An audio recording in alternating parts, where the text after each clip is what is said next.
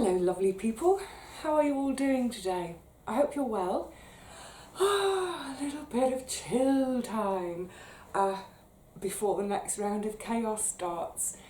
So following on from that previous little quick update about the linens, I'm grabbing my chance to sit down for half an hour, it's probably going to be half an hour, and have a little catch up about books, because I've been reading some absolute delights that I'd love to share with you.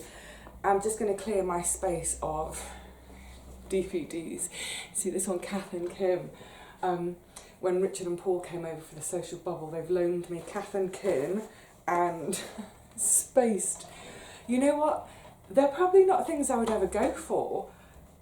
I love this. The Kath and, I haven't looked at Spaced yet, but Kath and Kim, it's hilarious. I'm loving it.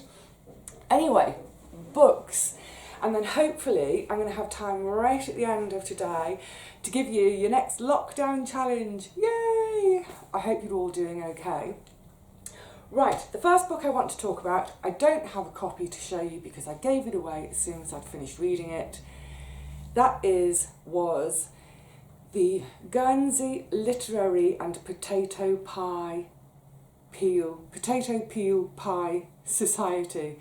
The Guernsey Literary Potato Peel... No, Vivi, come on. The Guernsey Literary and Potato Peel Pie Society. I'm going to skate over this very quickly because, you know, it's one of those things. It was okay for an afternoon's read, but nothing really to write home about. I think it's one of those books that's had a huge amount of hype. I think partly because of the catchy, intriguing title. That's what intrigued me. But also I think because of the history of the author. So for those of you who don't know, the author, I believe, was in her maybe late 70s. She'd never written a novel before. She was egged on to do it by her friends at her book club, so she did. And then, incredibly sadly, she died before it was published. So her niece, I believe it's her niece, did the final edit, got it all finished and got it published. So it's a lovely story in terms of the story of the author. It just wasn't a great work of literature. And I think without all that hype around it, I don't know whether it would be so popular. Part of me thinks, I doubt very much if it'll still be in print in 50 years. But there we go. It was a book literally of two halves, and it really felt like two halves. The first half, where she's in London, I was quite enjoying it. There's a lot of chat about searching for, hunting down books. Then the story moves to Guernsey, and it became a completely different story almost. It became more about the occupation during the Second World War of Guernsey. Now, the good thing about this book was it made me think about that. I'd never really thought about it before. One tends to think of France being occupied and knowing that story, but not about, parts of Britain being occupied. So it was good from that point of view. It made me think, it made me do a bit of looking up. But it just felt too clunky, it felt too much different halves. It felt like someone had done a load of research on the subject of Guernsey being occupied, and then as an afterthought had thought, how can I turn this into a story? So for me, it just didn't work. There were a few, I'm not giving anything away by saying at the end it becomes a bit of a love story. I kind of knew that was going to happen, but why does it always have to happen? You can have a great ending without two people falling in love. But there was one phrase in it, and it's still in my head now. Again, it was clunky. It just didn't seem appropriate for the time. I think it's set in 1946, 47, so it's just after the war. And one of the characters says something along the lines of, anyway, she made the journey by herself. It just sounded too modern. I felt it would have been better to say, in any case, she made the journey by herself. Anyway, bit glib, bit modern, didn't work. So, look, I think it's one of those books, if you're stuck in a waiting room, waiting for your doctor's appointment or something, yeah, fine. It's not going to take too much brain effort. If you're on holiday, if you're curled up on the sofa on a rainy afternoon, it has been raining all morning, so I planned to not go to the garden today to do all the linens, and now it's clearing up, but never mind. Yeah, rainy afternoon, have a read, but I think it's one of those books, it's kind of almost instantly forgettable. It passes the time, but it's no great work. Sorry, a quick interlude. I realised I hadn't put my phone on silent, and I've been getting quite a few phone calls this weekend about my great aunt because she's been a bit poorly. It's sort of to be expected, she's over 100. But yeah, I keep getting phone calls, so I need to have my phone on. It's in my eye line, so if it flashes, I can go and attend. It's one of those things where I end up repeating the same stuff to... It's always the out-of-hours doctors.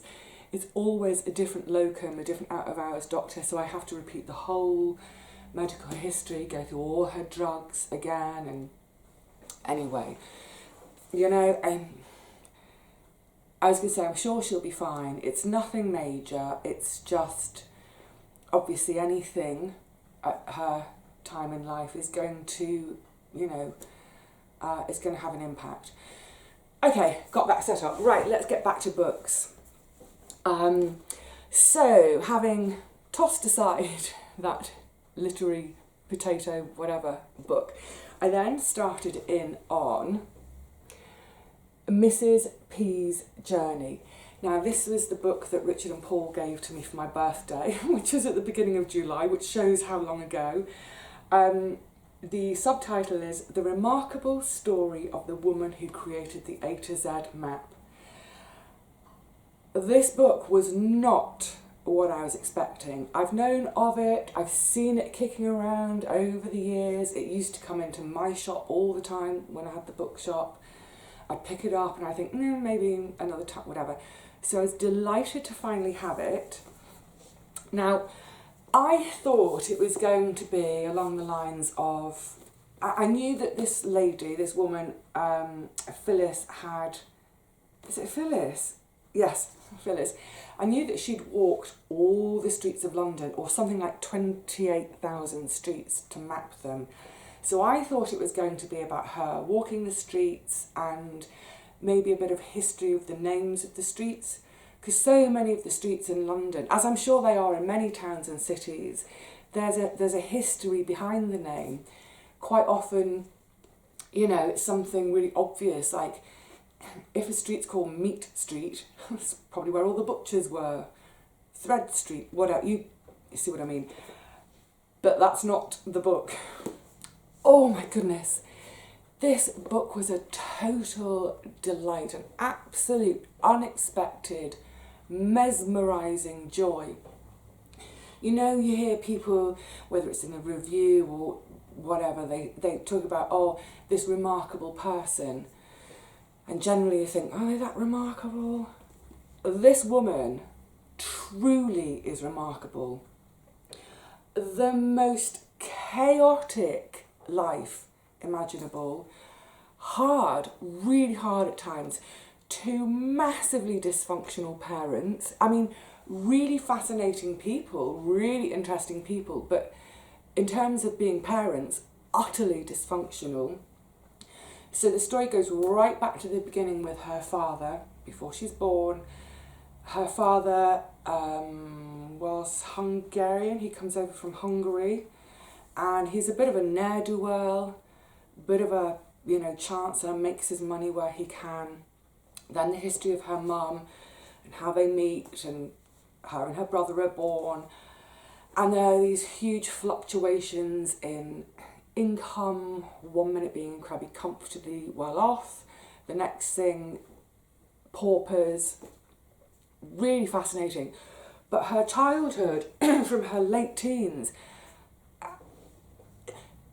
you know, there were times when I was reading, I'd put the book down for a moment to just stop and really take on board what you know, what had gone on for her, and think, if you wrote this, if this was a novel, I'd say, nah, that's too much now, it's too far-fetched. Nah, no one has such bad luck, or no one has such a hard life. She did.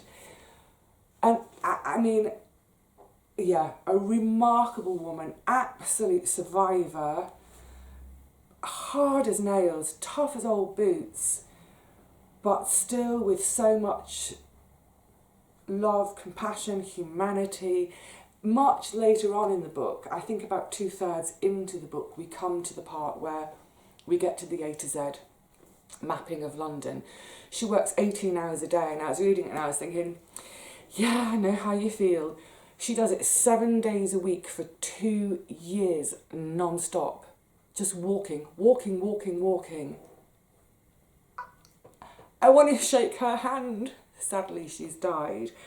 But there were lovely moments in it. There's a chunk of her early life is spent in France. She ends up in Paris. She's kind of mixing with the kids at the Sorbonne. She ends up taking a real whole of a room in a boarding house with Vladimir Nabokov. I was like, oh my goodness, she's kind of, the paths that she has crossed, amazing. So I loved reading the Paris bit especially because all the streets she was mentioning, the cafes, whatever, they're all places I know really well. So I could really immerse myself in that. But yeah, utterly remarkable. I just want to say that word over and over again. Utterly remarkable, astonishing, amazing woman. So inspiring. If I didn't know it was true, I'd say it's the most bonkers work of imagination. But it's not, it's true. So I highly, highly, highly recommend this book. You don't have to know anything about London, you don't have to know anything about Paris. Just read it and be inspired. Wonderful. It's one of those books where I couldn't put it down. I mean, I had to put it down. It'd be like 3, 4 in the morning. I was still reading. It's like, Vivi, put the book down. You've got to get up tomorrow morning. So yeah, I think I kind of raced through it over the course of 3 or 4 nights because, yeah, couldn't put it down. Love, love, love, love, love it. Thank you, chaps. Brilliant. Quick. I was gonna try and limit myself to 5 minutes per book. I'm looking at the clock. I don't know how we're going. Okay, so then I had the hiatus. So that book, that was finished, I don't know, early September. Then I've had this big hiatus because September, October, for the little self-sufficient gardener, it's just the busiest time of year. But now I can take my foot off the gas a bit, and when I snuggle into bed and it's lashing with rain outside, I can tuck into books again. So this has been my most recent read, The Salt Path by Raynor Wynne. I think she's written 2 more books, and the minute my second-hand bookshop opens again, I've got a really, really, really lovely bookshop on my doorstep, virtually on my doorstep. They sell new books, so it's a proper bookshop, really gorgeous things. But then at the back, they've got a little second-hand section, and then off to the side, another second-hand section, which is all the children's books. It's a lovely, lovely place to hang out. So, the minute they reopen, I'll be looking for her other books. This book is another one, there we go, The Salt Path, that's had a lot. I've heard about it so much. So many people have mentioned it to me. I managed to pick up this copy, brand new. Random, I've had it ages. This is how random it was. I think it was on one of my last visits to my great aunt. And it was one of those days where I'd left her house, walked to the train station, but I was there a bit early for my train. So I popped into one of the little shops nearby, found it, thought, brilliant, I'm having it. Finally got round to reading it. So,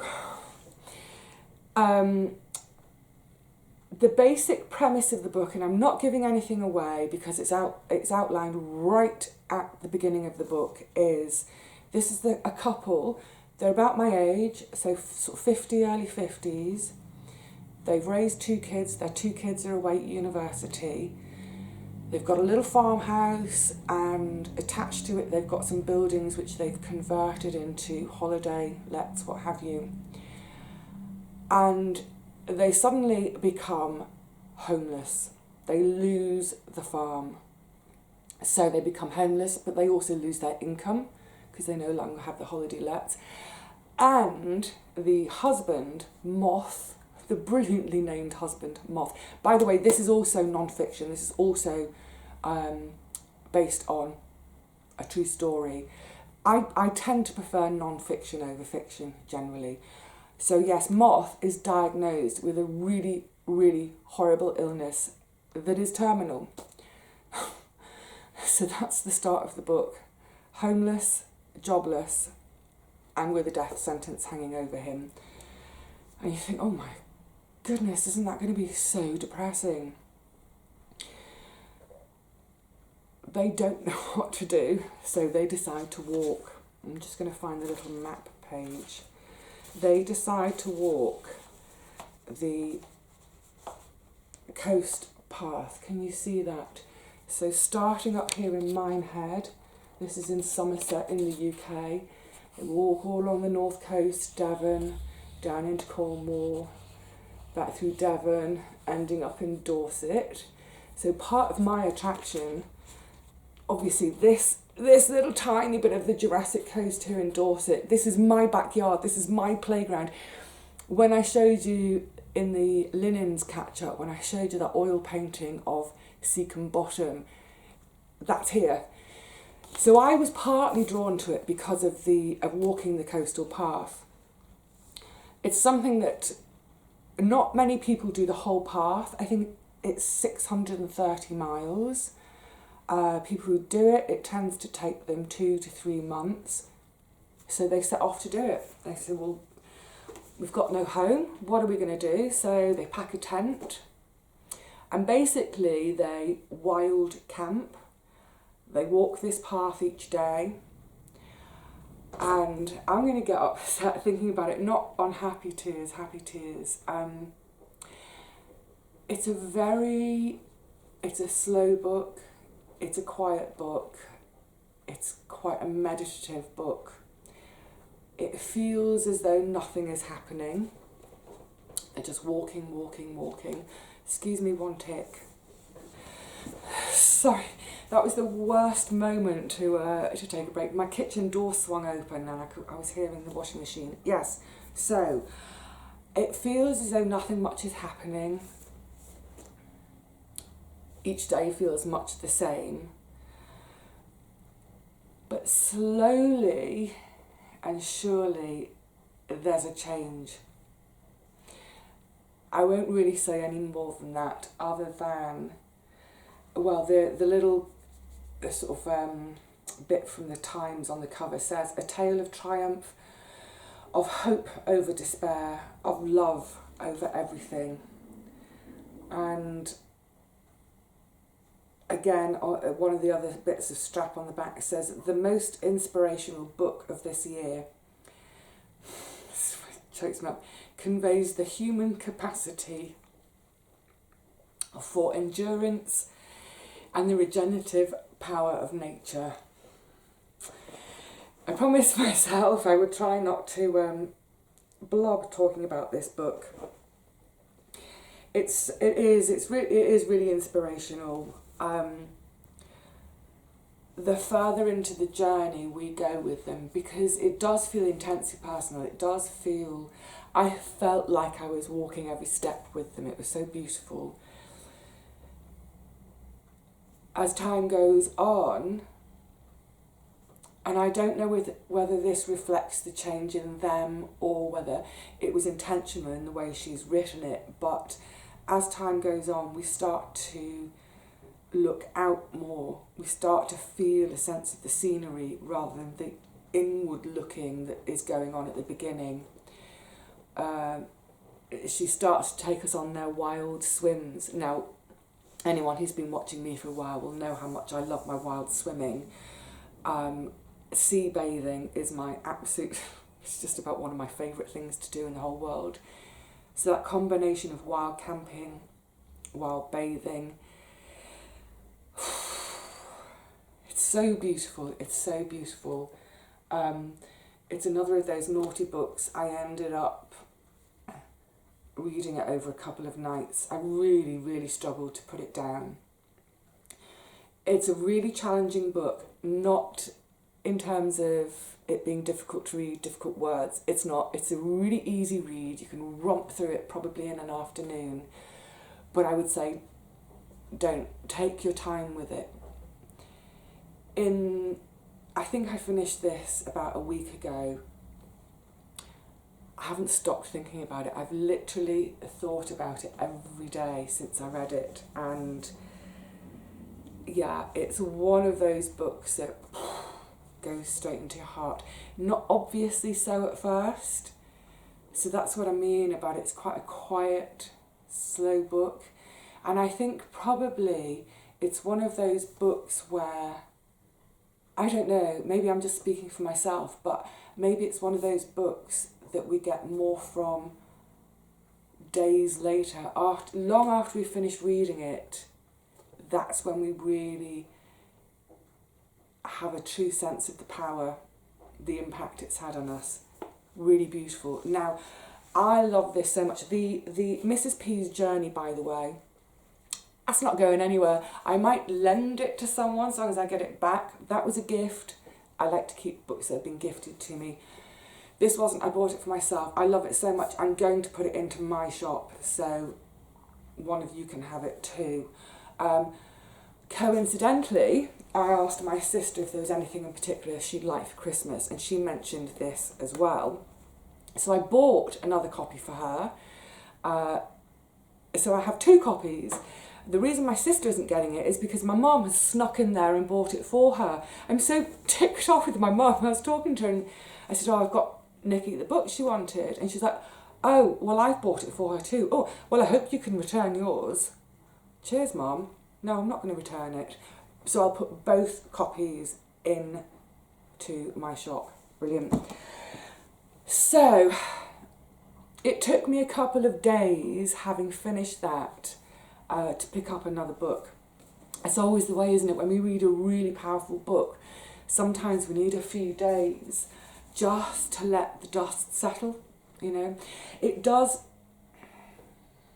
There's a central theme in a way. There are all sorts of central themes, but one of them is the whole subject of homelessness. And that's what I mean about it being challenging. It's really, that's difficult stuff to think about. So yeah, it's taken a couple of days for the dust to settle.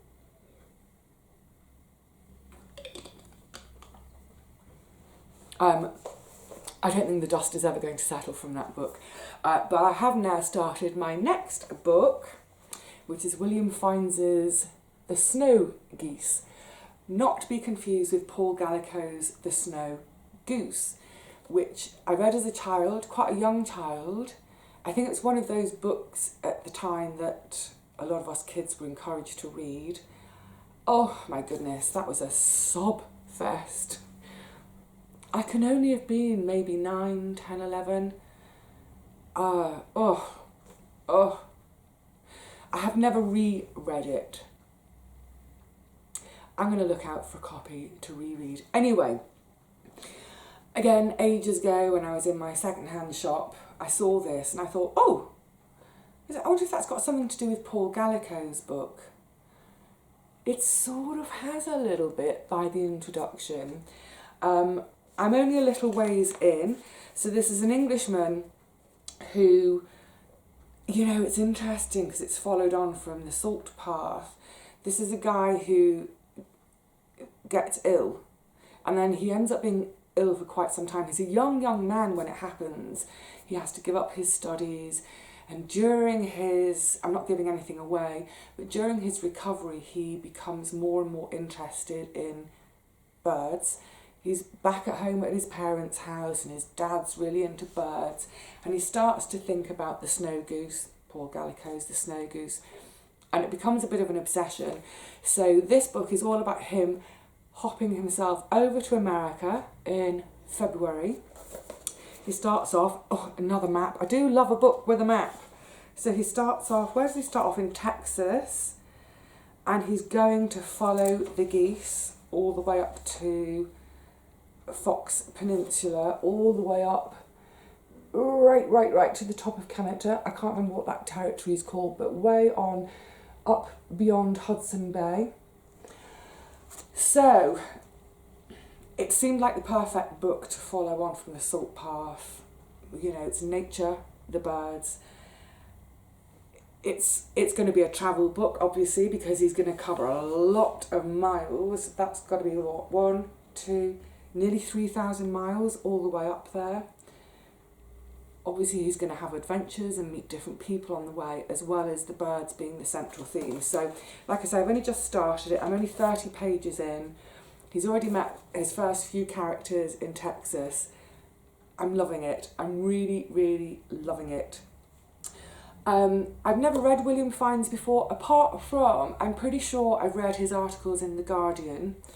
I know he writes for Granta as well, which is a literary, I was going to say, it's not really a magazine. It's a magazine, but it comes out in book form.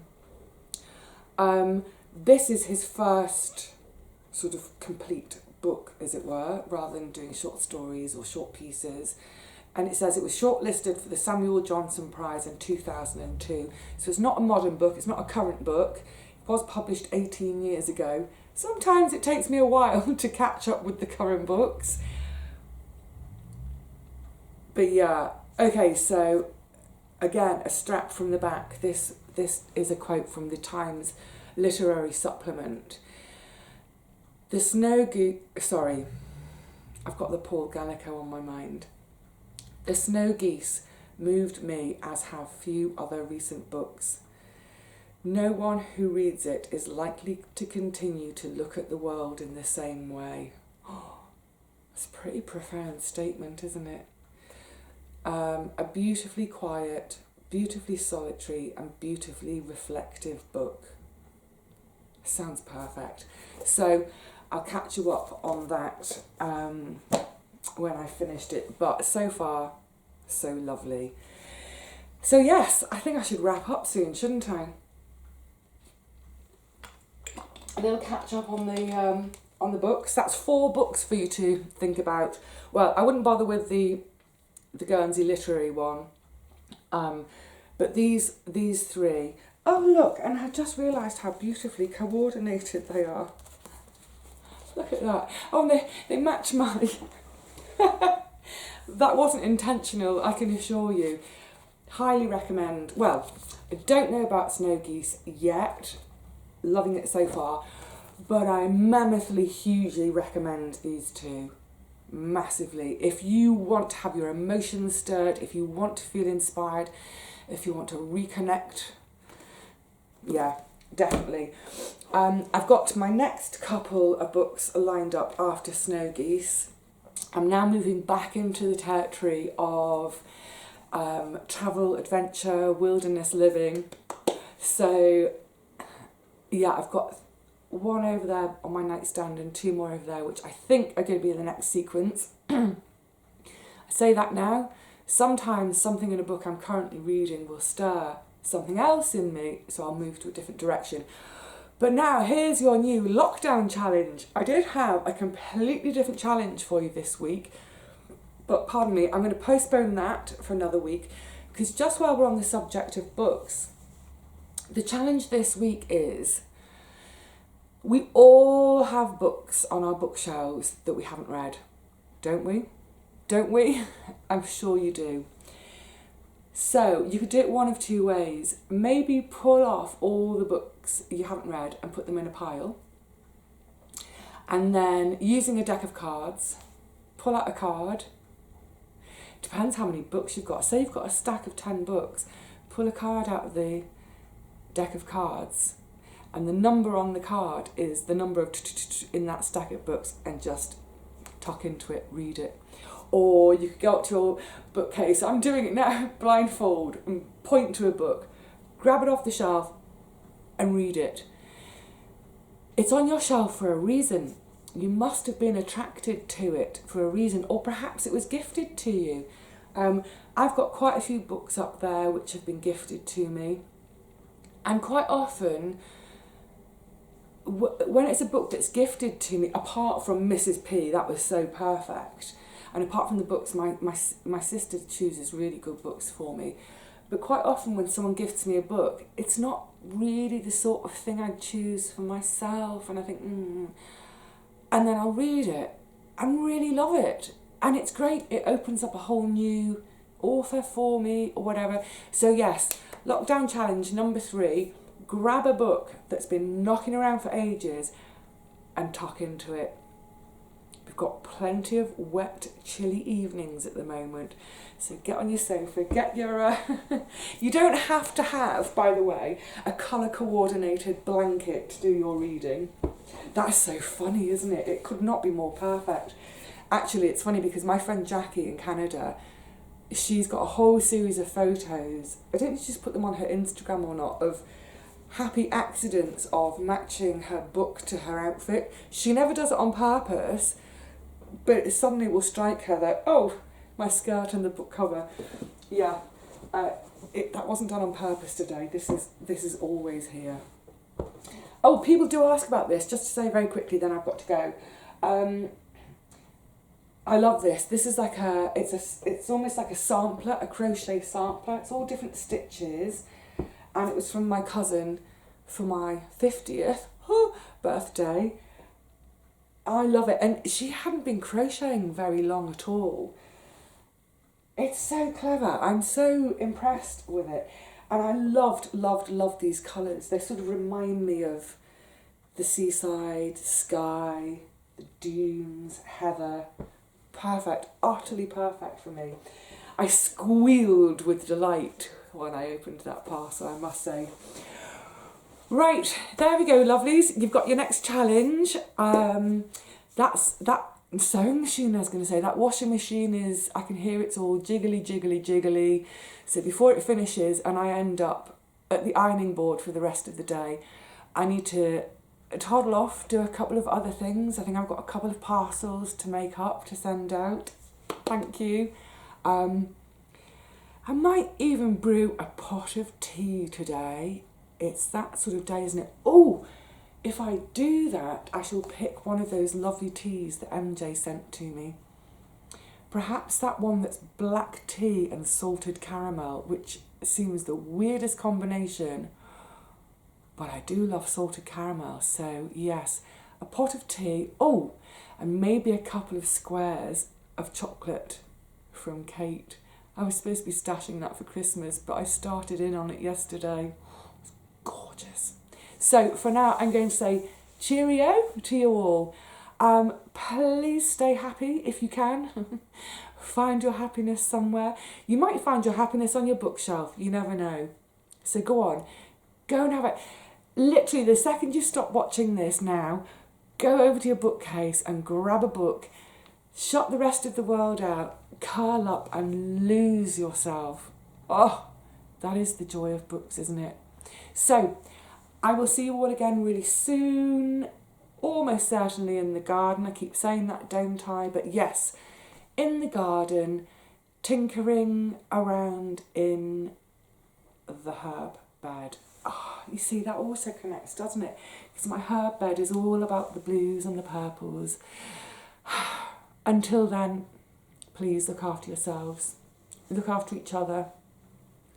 Go and grab a book. See you soon.